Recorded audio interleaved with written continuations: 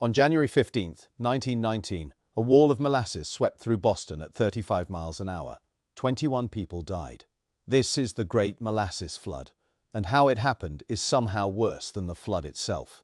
The north end of Boston, a crowded immigrant neighborhood, wedged between the harbor and the elevated railway.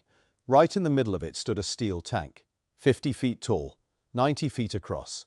Inside were 2.3 million gallons of molasses, waiting to be turned into industrial alcohol. The tank went up in 1915, and from the very first time they filled it, it leaked. It leaked so reliably that neighborhood kids brought cans to collect the drips. Free molasses, the company knew. Their response was not to fix it. They painted the tank brown. Now the leaks didn't show. There were other warnings. The steel walls were far thinner than the job called for. Nobody ever pressure tested it. No engineer signed off on the design. The man who supervised the whole project could not read a blueprint. When they first filled it, the tank groaned so loudly that workers were afraid to stand near it. January 15th was strangely warm, about 40 degrees, after days near zero. A fresh, warm shipment had just been pumped in.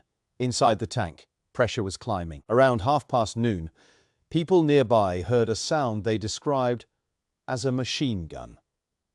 That was the rivets, firing out of the steel, one after another. Then the tank tore itself apart. A wave of molasses, 25 feet high, rolled into the neighborhood. Molasses is heavy. That wave weighed more than 12,000 tons. It knocked a firehouse off its foundation and crushed the houses behind it. It hit the elevated railway so hard it lifted the track clean off its supports. People couldn't outrun it. And you cannot swim in molasses. It cooled and thickened and set around everyone caught in it. Rescuers waded in waist-deep for days. It took 4 days to find the last victim.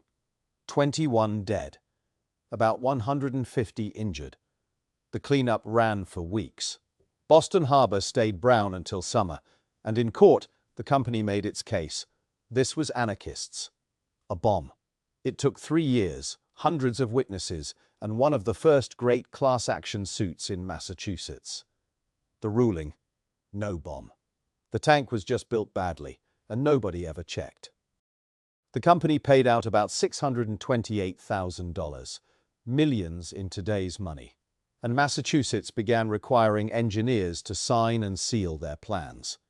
Those rules spread nationwide.